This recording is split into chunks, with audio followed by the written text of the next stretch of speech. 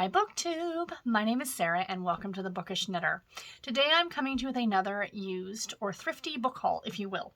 So I've still got stacks, I shouldn't say stacks because they're in bags. I've got bags of books at my feet, and every Friday I am picking 15 of these at random and showing them to you. So I don't remember where I bought these. Most of them are from Value Village, which is our version of Savers for those of you in the US. Essentially, it's a thrift store, charity shop, if you will. And most of them come from there. And my husband and I went out a few weeks ago and we hit up a couple different thrift stores. One of them was one affiliated with a church. I'm not exactly, it's one affiliated with a church, which always surprises me when I walk in there. And I mean, they usually have a lot of love-inspired books because, of course, they're Christian romance. But I love it when I also spy the occasional Blaze novel. I'm like, hey, whatever for charity, right, guys? Whatever for charity. So anyway, I'm not sure where I got all these. I do have a couple, actually, that are throwback books. So they are not category romance, but they are books I read in my childhood that that I'm working on collecting. So let's go through all of these together. Speaking of Blaze, we got a couple of Blaze right off the top here. We have Northern Fascination by Jennifer LeBlanc. This is part of the Alaskan Heat series. And this is number 642. It's from October of 2011. Welcome back to Good Riddance, Alaska. Come for the scenery and stay for the sex. Oh, good Lord, these are delightful. Back in Georgia, Jenna Rathburn was known as just the pretty blonde. I have that problem too. But from crushing on the smartest boy in school and being rejected by him to starting her own business in Alaska, Jenna has always defined everyone's expectations. So when her high school crush comes to Good Riddance, Jenna knows her own expectations and her own self-control are about to get seriously tested. So that's fun. Second chance romance, maybe childhood crush scenario. So yeah, sounds really good. Looks really good too. Next, again, another one from this same series. You're in Alaska, maybe perhaps put on a shirt. I'm not complaining. I'm just stating a fact.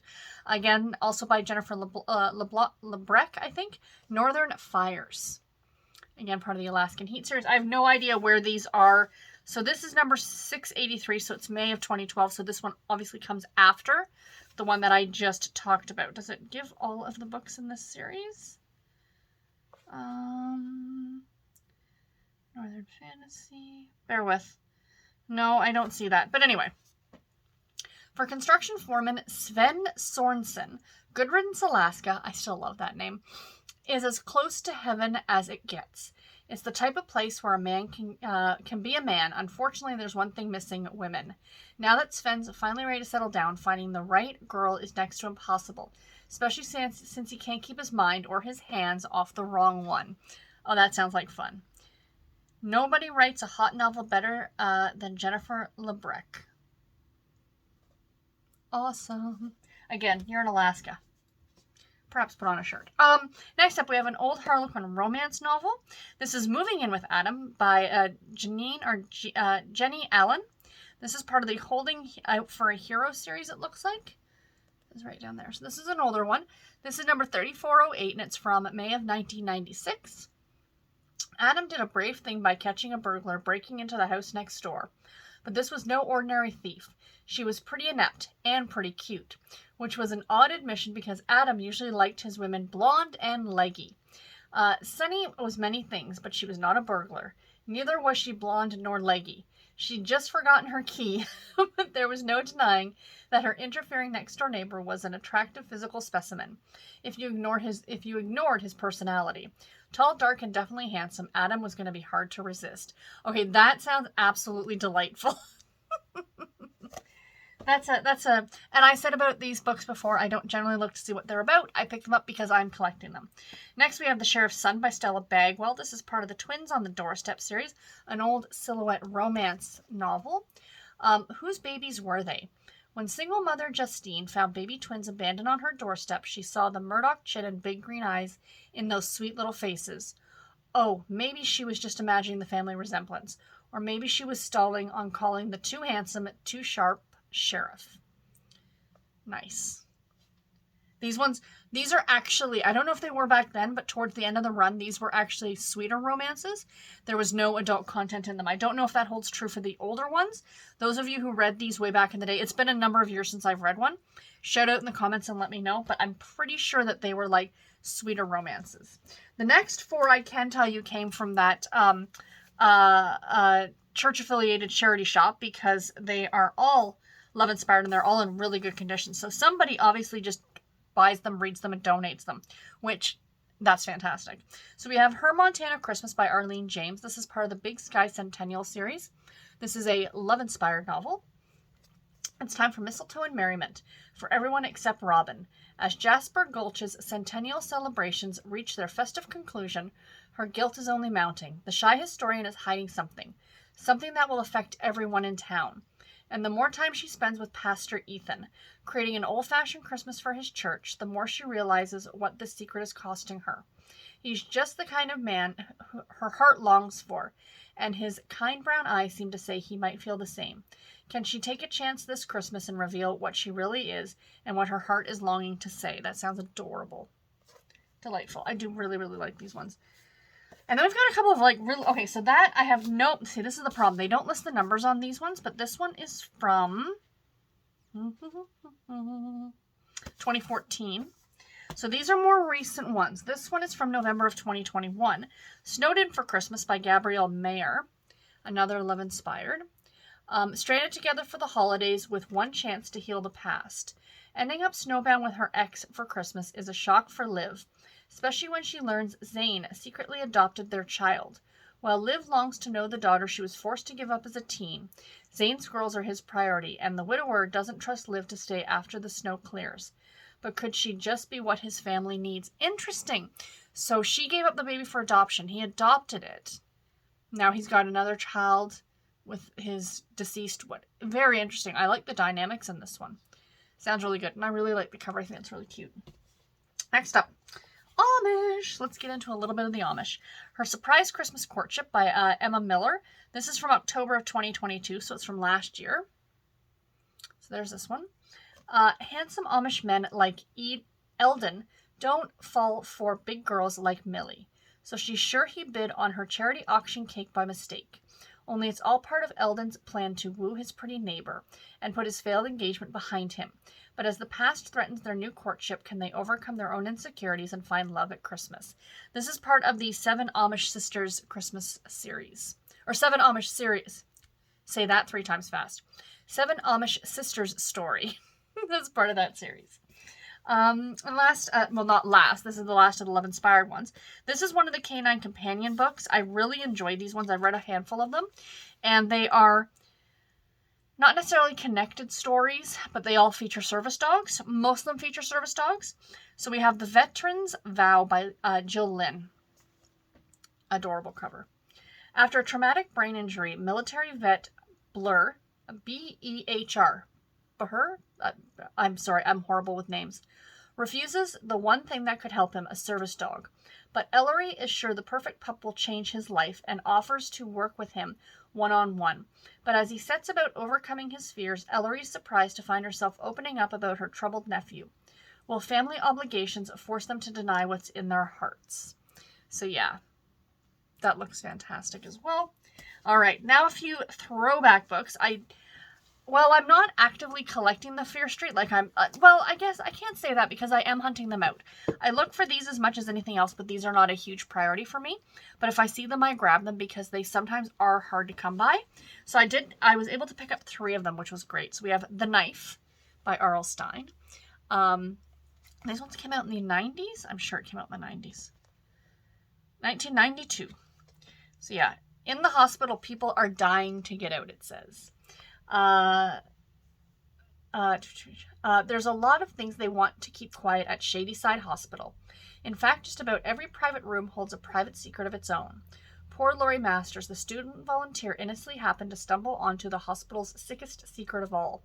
Laurie has seen too much, and now the doctors and nurses are taking a close look at Laurie. What they come up with is a deadly diagnosis. Laurie may not be sick, but she's getting a prescription anyway, a prescription for horror. So clearly maybe people are murdering people, I guess. I don't know. Fear Street. I don't know why anyone lives in this town. I mean, after the first handful of books where clearly bad things were happening, I would move, but that's just my suggestion. And then I found a Fear Street Super Chiller, which is the Cheerleaders, the New Evil.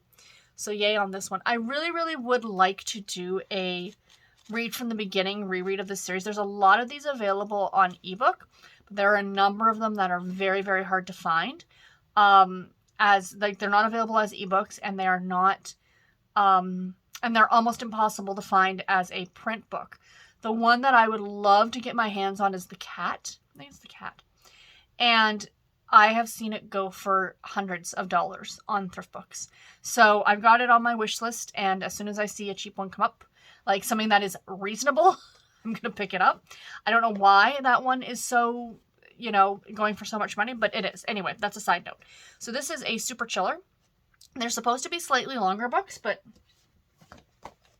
I mean, yeah, maybe a little, but they're not like the Baby Stars Club super specials. They were like double or more the page count.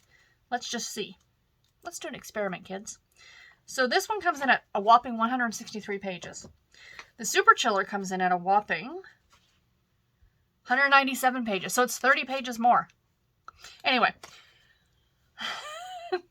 Corky and the Shady Side. Corky and the Shady Side cheerleaders are sure that the evil spirit is destroyed, the terror is over. Then Hannah is mysteriously thrown through a car window, and Naomi is nearly burned to death. One horrifying accident after another, and now Corky can no longer keep her greatest fear to herself. The evil is back, but where is it? Corky, Kimmy, and Deborah are waiting to find out. They have a plan to draw the evil out. Draw it out and destroy it for good, unless, of course, the evil destroys them first. So, yeah. Pretty sure there was, like, another Christmas spooky evil one. Twice a year, twice the terror. Super Chillers. Interesting. 1994. December of 1994. And this one, I don't know if you can tell, but this is embossed, and it's shiny. So, that's pretty cool. And then one that, while I'm collecting them, I would like to read them in order, but I might just go ahead and read this one in October. We have Halloween Party. So yay. An invitation arrived in a black bordered envelope. Inside, the card showed a coffin with the inscription, "Reserved for you." It was perfectly fitting for an all-night Halloween party on Fear Street. Again, why would you go to such a thing? Have you not read the other books? But Terry and his girlfriend Nikki wondered why they had been invited. They barely knew Justine Cameron, the beautiful, mysterious transfer student who was throwing the party. Interesting. I'm not going to read any more than that. But it looks really good. Great Halloween. Hello. It'd be a great Halloween book. This one I actually bought off of Thrift Books. I picked this one up. This was midway through not June on the Range. BookTube at War, which happened last month in July. So I did actually order this at the very, very beginning of July, but it didn't arrive until a couple weeks ago. So unfortunately, I didn't get a chance to read it. But this is a Silhouette Special Edition, now a Harlequin Special Edition, by Lindsay McKenna, called One Man's War. And the reason that I ordered it for BookTube at War is because it actually takes place during the Vietnam War. So I really want to read this one. If we do that event again, or if that event is done again next year, I'm definitely going to go ahead and read it. But this is not from the 70s, it's from March of 92. So, would it be historical? I don't think so. 30 years earlier? No. It was Vietnam, 1965, but the rocket's red glare wasn't hot enough for brazen, challenge-hungry pilot Pete Mallory. He fanned the heart by wagering he could seduce his CO's sister and fly away unscathed. But no-nonsense Tess Ramsey zeroed in on his soul-deep vulnerability, and cocky chopper jockey took a nosedive. Worse, once he'd found her, no strings, Pete had something to lose, and he'd have to battle every devil of war's hell to snatch Tess from the widening jaws of mortal peril. Yeah, wow. So this is part of the Moments of Glory series. It says Vietnam, 1965, a moment in history, a moment in time. But for 3 Marines, the women they love, these fleeting moments of glory add up to a lifetime of love. Oh, fantastic. So this is the first in a series. From Silhouette Special Edition in February, March, and April. Okay, so it's the middle book in the series. So I'll have to hunt out the other two. So this is number 727. Yeah. Wow, that is awesome. What's the first one called? Moments of Glory? Ride the Tiger is the first book. There we go. So yeah, this just sounds really good. Ooh, we can get a map. Maps are fun. So yeah, Vietnam, April 1st, 1965. Yeah, this sounds really, really good, which is why I hunted it out. Now, Lindsay McKenna, if I am correct, tell me she is or is not qualified to write a book about a Marine. Lindsay McKenna spent 3 years serving her country as a meteorologist in the U.S. Navy. So much for her knowledge about the military people and practices featured in her novels comes from direct experience. In addition, she spends a great deal of time researching each book, whether it be at the Pentagon or at military bases, extensively interviewing key personnel. She views the military as her second family and hopes that her novels will help dispel the unfeeling machine image that haunts it, allowing readers glimpses of the flesh and blood people who comprise the services. I love that, and I love Lindsay McKenna's books. If you have not read her, please pick her stuff up, especially if you like military romance. I have an old Harlequin historical here. This is number 104, A Corner of Heaven by Teresa Michaels. Look at that cover. Like, okay, these two are, and then, I don't know, seems kind of weird with the kid there, but whatever. And then there's the back. No ISBN number on this one. So, it says introductory copy, which tells me that this was probably a giveaway of some kind. So yeah, this is from 1991. Teresa Michaels is the pseudonym for an award-winning historical romance author, avid reader turned writer. Interesting. I love this. Sorry. A former New Yorker, she writes full-time and lives with her family and one cat in Florida. Good for her. So there's that. When Colonel Coulter Saxton found Elizabeth Waring hiding in a chaotic Confederate city of Richmond, he vowed to learn why she had betrayed his love and married another. Then he met Nicole, Elizabeth's young daughter, and discovered what the single night of passion had yielded. Secret baby. Although Elizabeth had tried to keep him at bay, Coulter refused to leave her side. In spite of the war and in the face of constant danger, it seemed Coulter was determined to keep his newfound family safe and to make up for lost time and lovely Elizabeth. So, Civil War? Civil War? 1862. Civil War? I don't know my American history. 1862. I think that's the Civil War. I mean, Richmond is Virginia. So that tells me, yeah, I think that's Civil War. Okay. Almost done. Two more. We have a Harlequin heartwarming novel. This is Marrying the Wedding Crasher by Melinda Curtis. I love Melinda Curtis's writing. This is book number 223, and it is from March of 2018. Oh, look at that cover. This bachelor's pretend girlfriend had just made a shocking discovery. She's pregnant. Although they dated for only a month, Harley O'Hannigan just agreed to be Vince Mencina's +1 at a Harmony Valley wedding. Big mistake, given her deepening feelings for the tall, dark, unavailable bachelor. And what about Vince's long-buried family history? Then there's the growing secret that could transform this pretend relationship into the real thing. So yeah, this one is a chunky monkey, mainly because large print. So yeah, these are the longest novels as well in terms of word count that Harlequin puts out every month. So yeah, and I do enjoy them. And this last one I am blaming Mitzi over at Mitzi Reads and Writes for, because she showed this one on Instagram and she blamed me because she found this one and it's a Nancy Drew novel. And I had never seen nor had I ever heard of this book in my life until she had showed it. And I immediately went on Thrift Books and I got myself a copy. I was going to try and read it this summer because it's like a campfire stories, but it's ghost. I think it's like ghosty. So I'm going to read this in October, I think. And I am very, very excited. This is Nancy Drew and the Hardy Boys. I always love these together. Campfire Stories, 6 New Mysteries. Look at this, you guys. Join Nancy and her fellow detectives Frank and Joe Hardy as they go to the aid of their friends in Campfire Organization. The 6 new mysteries in this book take our sleuths from the woods of Maine to snow-peaked winter wonderland in Colorado, and from the Arizona desert to a Virginia ranch. They help track down a young kidnapped prince, save a camp from being closed by greedy villains. That sounds like a Scooby-Doo plot, doesn't it? And investigate when certain words I can't say. Abominable, I'm saying that wrong, snowman tries to put the stop on the organization's winter carnival. Guys, this was originally $2.95. So this is from, belongs to my name, Stacy. And this is from 1984. And guys, this is just, there are drawings all throughout the book. Like, this is just, thank you, Mitzi. I jokingly say I blame you, but I am so happy you showed this because this is absolutely fan-freaking-tastic. Look at that, Nancy. Our girl, Nancy. I cannot wait to read this. This is going to be so good. So, yeah, it's going to be fantastic. Anyway, guys, that is all that I have for the book haul today. Hope you guys enjoyed it. And until my next video, take care and happy reading. Thank you all so much for watching. Bye, guys.